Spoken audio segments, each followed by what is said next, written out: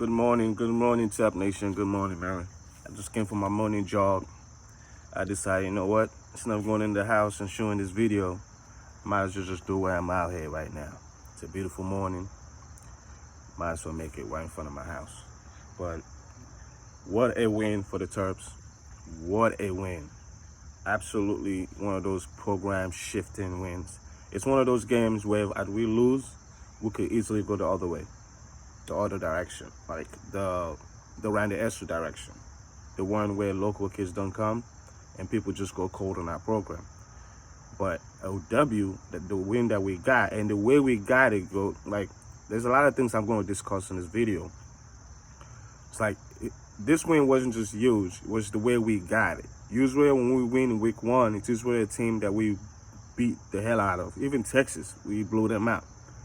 And when that happens, it kind of made kids get a big head. Like it make our guys get too full of themselves over the years. Like usually our week one victories have been in such fashion that our team tends to get full of themselves. But this W here, there's many aspects of this win that I see building a building blocks, not something that's going to hinder us in the future. If anything, it's something that we can go back to, but like, this is how we did it. We won this game in the fourth quarter. Probably the first time a Locksley team actually won a game in the fourth quarter. Of all his wins he's had at Maryland, this was the first game he legit won in the fourth quarter, meaning that his team had to perform in the fourth quarter. That's big time, guys. That's how programs are built. Anybody can come out in week one and just put on a show and blow somebody out. But then once people see what are you doing and start game planning for your system, usually Maryland teams goes to shit. Because after those first few weeks, teams really start game planning for them, for their skill sets. We've always had good skill players, all right? So, but if that's all you have, teams can scheme and plan for them. With now, we don't just have the good skill players. I love the way our O-line play, first of all, but most importantly, we have a quarterback now, guys.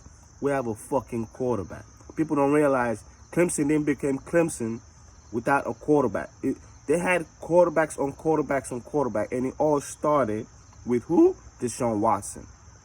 People don't realize great programs don't become great overnight. Usually it takes, the fastest climb a program can do is usually through the quarterback. If you have a good quarterback, your program has a chance to be good, regardless of what everything else is around them. If you have a good quarterback, that's usually where you start. You can't build a great program without one. Maryland hasn't had a good quarterback in so long that no wonder why we've struggled. We've had good seasons over the years, but we've struggled for the majority of it because we haven't had a good quarterback. That's where it starts. And with Tagovailoa at Maryland now, we don't just have a guy who high school recruits can look at and say, yeah, he can play. But we have a guy who NFL scouts going to start buzzing. And with more performances like he had in week one, in the next few games, you're going to start hearing his name start popping up in a lot more mock drafts and even for the Heisman. But all that don't matter for me right now. What really matters is we won them all, and let's discuss it. Now, let's just go over some stats right quick that I had popped up here. Because it was a great ball game. Give West Virginia credit. They fought hard. Now, before I even go any further, West Virginia, do not fire Neil Brown. West Virginia, do not fire Neil Brown. West Virginia, do not fire Neil Brown. Y'all have a great ball coach. That man can coach. Those kids, West Virginia kids, fought hard. For a team that had as many issues that popped up on them in the first quarter, where Maryland offense looked unstoppable, their offense too, to some extent. But both teams were prepared for each other. That's what I got out of this game. But you can tell a good staff when both teams make the adjustment. Defenses stepped up in the second half. That's coaching adjustment. That's coaches. Now, what I really like about West Virginia, as much as I hate those fuckers, I love their coach, Neil Brown. Those guys just didn't execute. Y'all don't understand, guys. For a guy like me who's a sucker for X's and O's, West Virginia has some outstanding schemes and play calls yesterday. They just didn't execute. Even on their turnovers, they didn't execute. There were guys open on each one of those turnovers. So before you West Virginia fans, I already seen people calling for his head as if Maryland was that bad of a team. I want you guys to understand, this Maryland team is a damn good team. Okay? It's a damn good team. It's a Maryland team that I got going undefeated, going 5-0, heading to Ohio State, including a win against what will be a top 15 ranked team in Iowa in a few weeks. Maryland's a good damn team that's gonna prove West Virginia L will look a lot better at the end of the year than it looks now. Your fan base is mad because they think this is the same Maryland. Maryland is a damn good team, guys. Not speaking because I'm a Maryland fan, but I'm a guy who followed the two deep, that follow guys very, very closely. Maryland has a lot of good talent in their two deep. A lot of good talent. If those guys get their feet wet early in the season, that's why a game like West Virginia is so massive.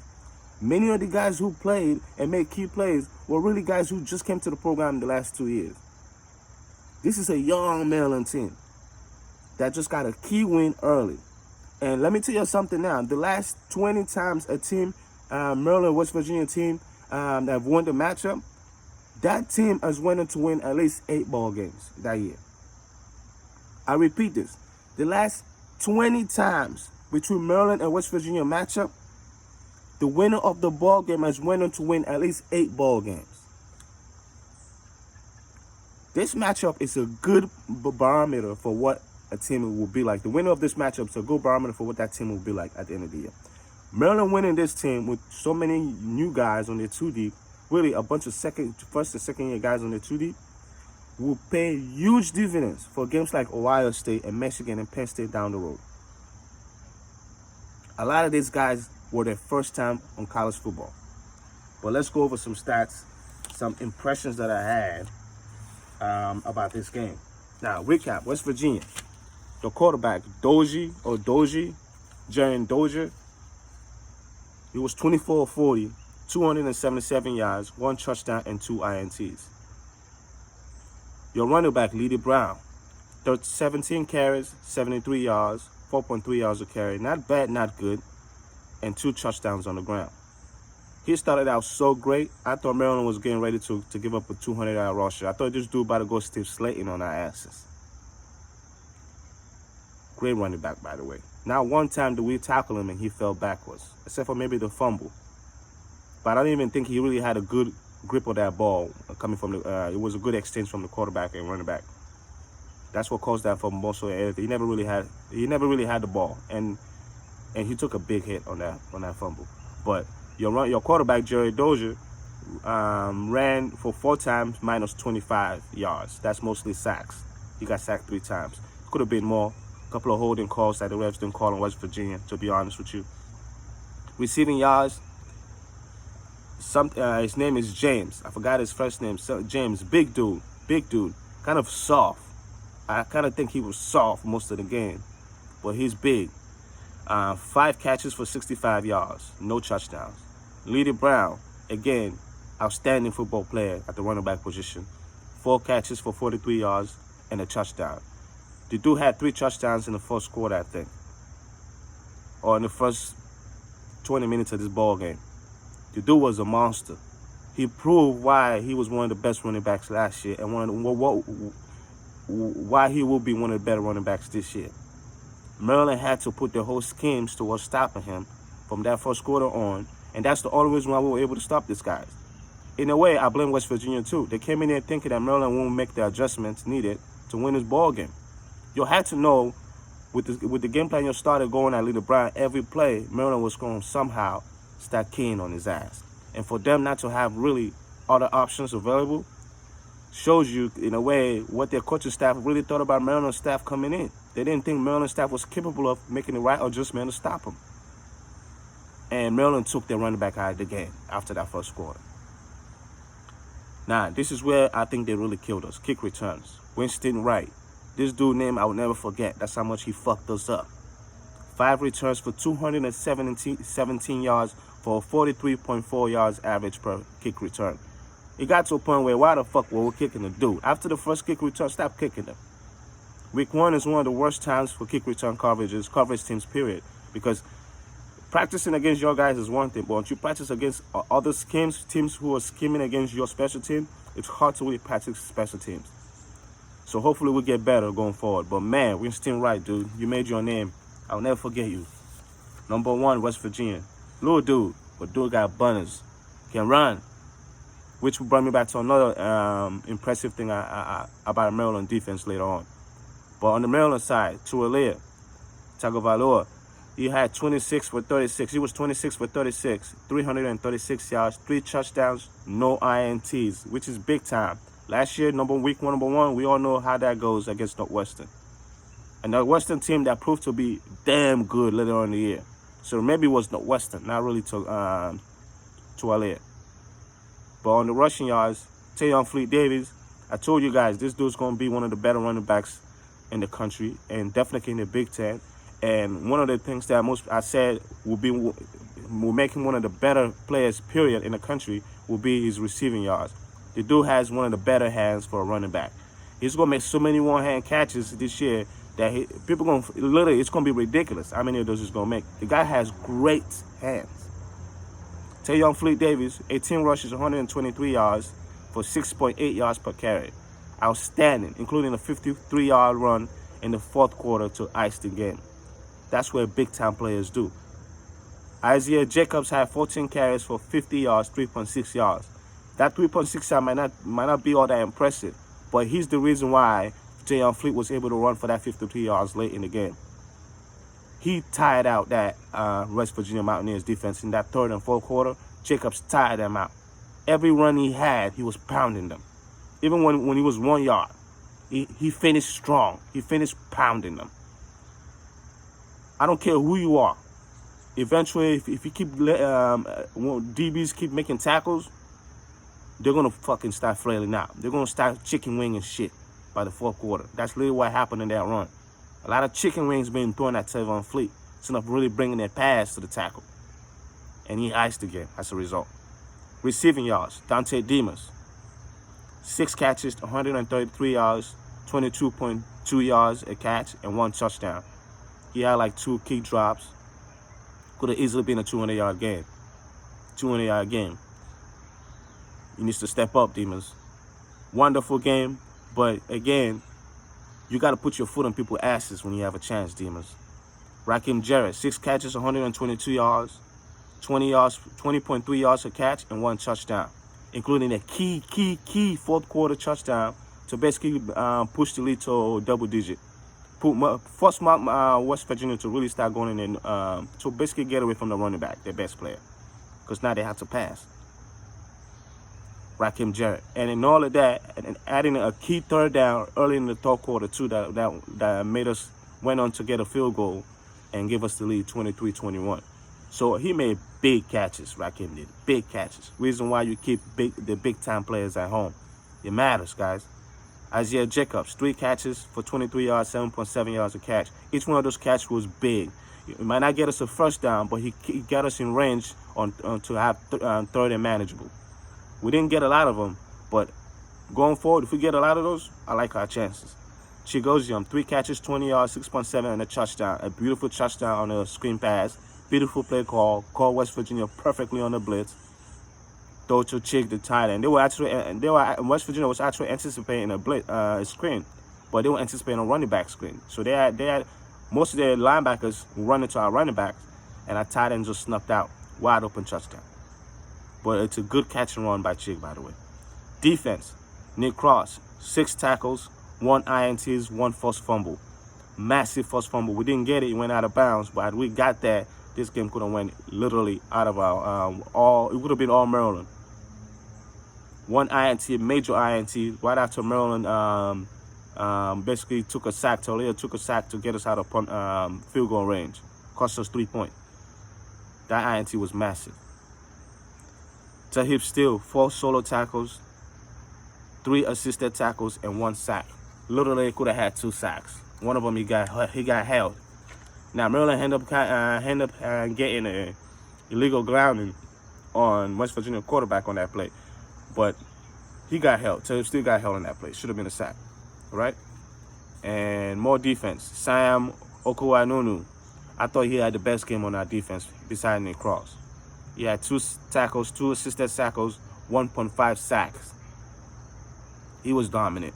He was the most dominant deep down D lineman on the entire game. West Virginia had a couple of good ones, like including that steel dude they had. He was pretty good. But Sam was the best D lineman in that entire game. 1.5, 1.5 sacks. Could have easily had 2-3 in that game.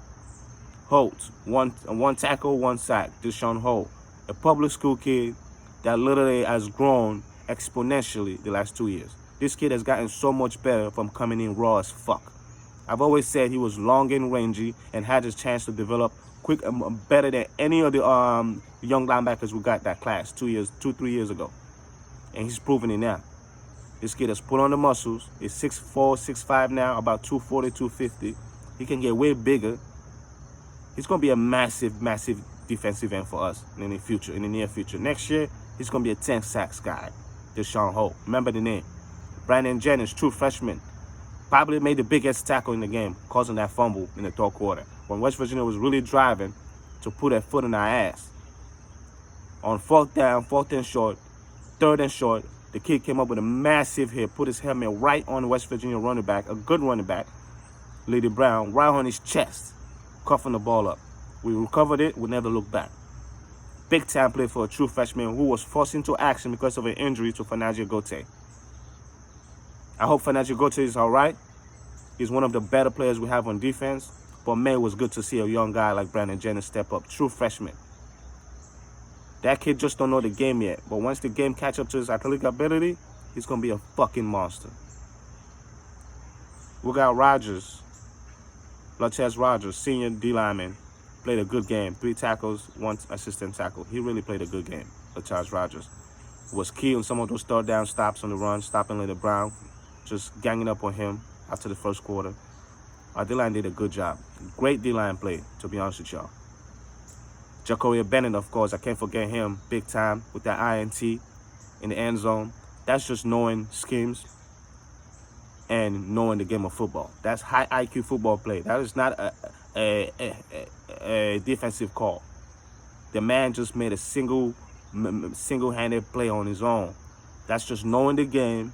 Knowing that, okay, if the guy I'm covering on the outside sit, I immediately have to make sure that there's not a post route, a corner route coming to behind me. And he, as soon as he saw the guy was covering sit, he immediately looked behind him and saw the pass coming. I don't even blame the quarterback there. That's what you're supposed to do on that play. The DB just made a fantastic play. Fantastic play. And for him to finish it and catch it, big time. Big time. How many times you see Maryland DB drop that ball? West Virginia still could have had a chance to score. It was big time. That's how you end a team. You kill a team fucking zeal and ability to fight. When you make a pick like that, you literally can sink a team ability to fight. You can sink them. It was a killer of an INT. All right?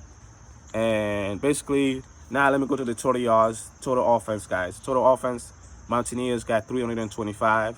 200 total offense, 275 in the air, 43 yards rushing. Again, they had like basically 80 yards rushing that 1st quarter. Goes to show your Maryland defense really squeezed these guys, especially the running back Lady Brown, a tough dude, a good running back who usually fell forward. 5.3 yards a play. They had 18 first down. They were 6 for 14 on 3rd down. They were 1 for 1 on 4th down. Like 61 total plays. 2 fumbles lost. 2 fumbles lost. 2 INTs, total of 4 turnovers for a 25 minute and 51 seconds time of possession. Not good, not bad. Terps, 496 yards total offense, 332 in the air, 164 on the ground. Most of those came in the 4th quarter. West Virginia defense did a good job of balling us up in the running game. We really barely, I think we had like 100 yards with 5 minutes to go in the 4th quarter. So really, we had like 64 in the last 5 minutes. That's what you need when you're trying to ice a game. That's big time. It shows conditioning, elite conditioning by Maryland, and finishing. Big time improvement from what I've seen in the last few years. That's a sign of a ball club, a real ball club, not a team who's a one-hit wonder. Win 1 week, lose the next 9 games. All right? 6.2 yards a play, 22 first downs, 8 for 20 on 3rd down, less than 50%. Again, a lot of those were third and short. Maryland just didn't convert on them. But I like our chances if we can get a lot of those third and short yardage. Fourth down, 1 for 2, 80 total plays to 61 for Mountaineers. Again, we'll wear them out. That fourth quarter, we'll wear them out. That's why we ran for over almost 70 yards in that fourth quarter. We won them out. They got tired of tackling our dudes, period. 0 fumble loss, 0 INTs for 34 minutes and 3 seconds time of possession. Maryland basically won every stat in this game except for third down conversion and fourth down conversion. We won every other stat in this game. Maryland was the better team, West Virginia fans. You guys didn't come out to play, your turnovers didn't help, but Maryland was the better team. All right? Maryland was the better team, guys. Now, standouts for Maryland. First of all, I got to go to standout. Yeah, let me go to standout first, and I'm going to go to the things that I know for a fact I didn't like about the game will better improve ASAP. But before I do any standout, the first person I got to start with my standouts, it's got to be Deontay Banks on that kick return, stopping that West Virginia fast-ass kick returner from returning that kick 100 yards to the touchdown. He returned it 98 yards. He stopped him at the 2-yard line. West Virginia ended up scoring, but it looks better than a 100 yards kick return. It's just more embarrassing, to be honest with you. 98-yard return with no touchdown, it sounds a lot better than a 100-yard kick return touchdown. All right, guys, it matters. That effort, that speed, again, the speed difference. One of the things that really stood out to me in that game matchup was the speed difference between Maryland and West Virginia. Maryland looked faster. Maryland looked like they had the better athletes. Couldn't say that about any other matchup with West Virginia in the last 10 years. Well, I said we had the better athletes. We had the better athletes yesterday. It's a great omen for what's about to come for this team. If we have better athletes than West Virginia team that literally could have went to the Big 12 championship last year with just a few things going their way, that's a good ball club West Virginia ball club would just be. Very good ball club. Mistakes just sunk them. But they were still in it even with 4 turnovers. That's a good sign of a good ball club. They fought for their team. Well-coached team. They fought for their coach. Terps took that one. Again, standout. Deontay Banks for that tackle he had on special teams. Massive. Good hustle. Heart. Speed. Determination. All showed up in that one play. Tualia, of course. Tualia, I was really impressed with. Demas. Raheem. You know what I'm saying? Like, these are just guys I've already mentioned. Tualia, Demas, Raheem, Nick Cross, Tahib Steele. Like I said, Tahib Steele had 4 tackles, solo tackles, and 3 assistant tackles for 7 total tackles. He had 2 pass breakups. He gave up 1 big catch, but to be honest, the wide receiver pushed off. And he had 1 sack that could have easily been 2 if it wasn't for a holding call that didn't get called. Tahib had a great game, guys. He had a great game. He's a wonderful blitzing DB. For some reason, for a dude that's really not big yet, he's really good at blitzing. Really, really good. One of the better blitzing DBs in the country for a young guy. Ja'Cory Bennett, again, with that INT in the end zone. Massive play. Basically sunk West Virginia. It killed all their will to keep fighting on defense. Jennings, true freshman, showed out. 3 tackles, 4 total tackles, 1 assisted, 1 forced fumble. Again, senior Lotez Rogers, D lineman. 3 tackles, solo, 1 assistant tackle, was key in us stopping the run and balling up Billy Brown from the first quarter on. Sam O, again, 1.5 sacks, 4 total tackles, 2 solos. And this is one of the standouts in the game that people don't talk about that I think had probably the best game of anybody on the team. That's center Eric Harris. Starting his first game at Maryland, fresh from JUCO. This kid, literally all he did was our O-line played outstanding. Coming into the game, everybody would tell you Maryland's biggest concern was the O-line. Coming out of that game, they would tell you that's not, they weren't nearly as concerning as some of the aspects of the other team, as some other aspects of the team. The O-line, quite frankly, was standouts. Gave up 2 sacks, but one of those was on Tualia, running around like his head was cut off instead of just dumping the ball off on third and short. So really, they gave up 1 sack, barely gave up any pressures. So O-line was a major standout to me for everybody. Jalen Duncan, Mason Longsford, Eris, Johorian Branch, and to the right tackle, Spencer Henderson. Outstanding game by you guys. You guys were the difference. You kept our quarterback healthy. You kept him upright. You kept him slinging. You were the difference. And the fourth quarter, your physicality, wear them out. You guys are the difference. And it all started with Harris. The dude who snapped the ball to the quarterback. The dude who basically touched the ball every play other than the quarterback. Harris. Outstanding game, Eric Harris. Thank you. You saved us. Center was one of our biggest concerns coming into the year. This kid, all he did was showed out in this game against West Virginia. He struggled some, but for a first game, I'll take it. Because he can get so much better. Or he will. Because we have a great offensive line coach in Braxwell. This Maryland team is going to get so much better, guys. So much better. In like 2-3 weeks, guys. Okay? Now, concerns. Concerns special teams. Is this a surprise? Special motherfucking teams. These motherfuckers might as well be special eds. There was nothing special about these motherfuckers. Unless it's special education. Like, the angles was horrible. The tackling was horrible.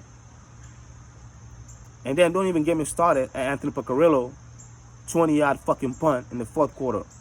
In arguably in the time when we need the biggest fucking punt in the fucking game. We sent a motherfucker out there that against a better team, we lost that ball game because of that motherfucker. We got to get this shit out. We got to clear this shit up, man. Special team, y'all got to clean this shit up. Teams can lose games strictly on special teams. Y'all literally throw that game away strictly on your fuck-ups. We got to clean that shit up, man.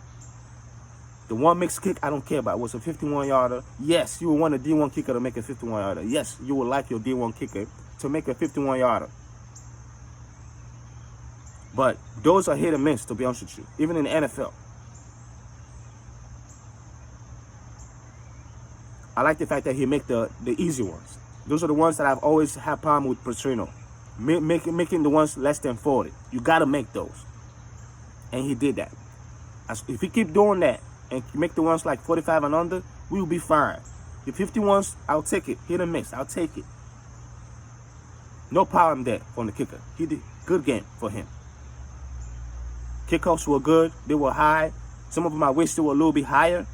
But none of those were his fault, those returns. That was all coverage or lack thereof. Now, we have a new special team coach, a good one at that, in Ron Zook. But man, we got to get better. And I expect us to put a lot of time into our special teams going into from week 1 to week 2. That was a clear area of weakness that we got to get better. There's too many good electric quick returners in the Big Ten. Too many. That was just one of the guys we faced. He was a good one. But we got other ones coming. We got to clear that area. So again, kick return is a major issue on this team. The angles or lack thereof, the tackling or lack thereof. If it wasn't for the great hustle by Deonta Banks, we could have given up a kick return touchdown in this game and probably lost this game because of it. Like, we got to wake up, guys, special team. You got to wake up. A lot of those guys in there were guys that ain't getting playing time on the actual defense. They're guys, young guys, are trying to get their feet well to actually get some actual plays. If that keep happening, you're going to start seeing a lot more starters, actual starters on our special team, because we can't have that. Most teams around the country, they use the special team to get guys their feet wet for the actual, when they do get actual snaps, reps in the game. If that's what you do, getting your feet well, I do not want to see you in the actual game when you actually have an assignment, football.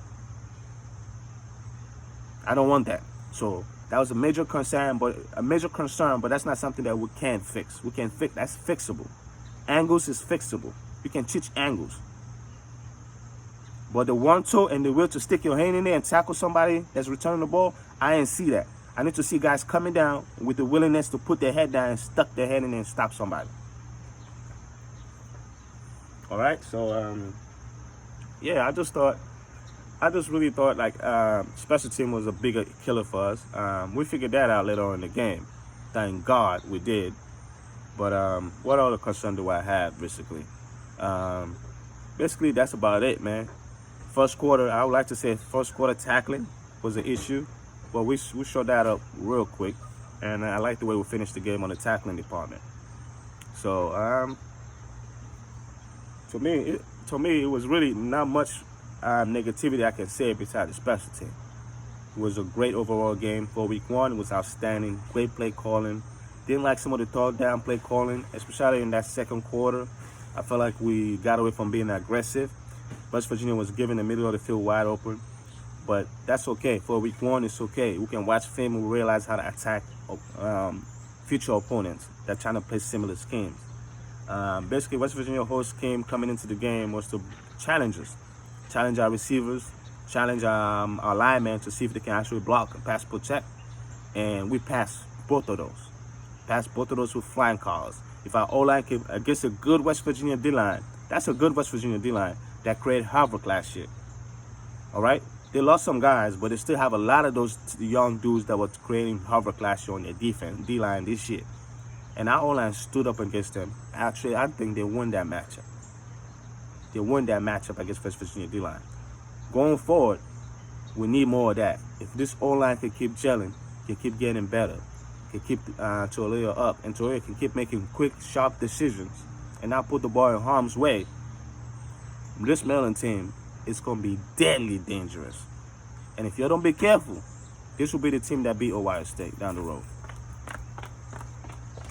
Like, if people don't be careful, this will be the team that actually is going to get rid of Ohio State.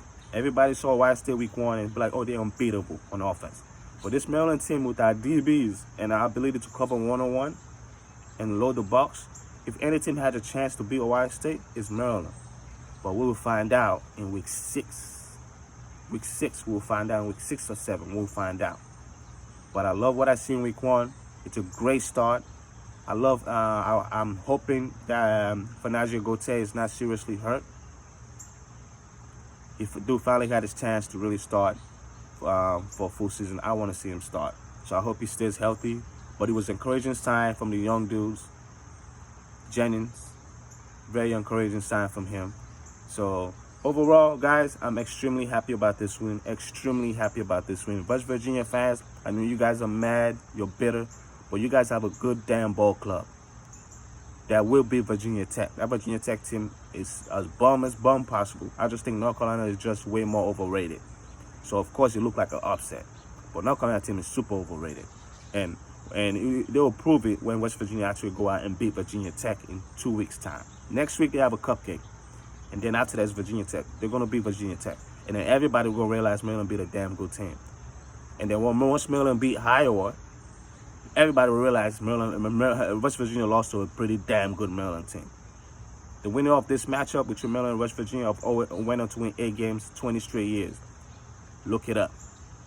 It matters. When you win this game, it shows what you're capable of down the road. If Maryland can keep building, this is an 8-win ball club. I predicted before the season, I said it will be a 7 to 8 win team. But if we keep building, this team can even surpass that mark with flying colors. Shout out to Locksley. Shout out to Stewart, our defensive coordinator. Shout out to our D-line coaches, our offensive line coaches. Shout out to Davis, our strength and conditioning coach. We won the conditioning battle in that fourth quarter. We won that. We wore them out. Shout out to our training, strength and conditioning staff. For you to win, you need all those things to come together. And Maryland's trying to slowly put them together. That was a good building blocks week one against West Virginia. A good West Virginia team. Now on to week 2 against Howard. Take care of that one. Go to Illinois, Kent State. Take care of them. Illinois, take care of them. Iowa, take care of them. Then Ohio State. That's our schedule. I don't see nobody stopping us until Iowa. And then it's going to be a dogfight that I can't wait for. But again, guys, outstanding week 1. Maryland won this one on the backs of great defense after that first quarter. Great disciplined offense that didn't make any mistakes, that made the right play, that play for each other and finish. That's one of the things I really like about our offense. We finish. In that fourth quarter, we finish with the best formation in football.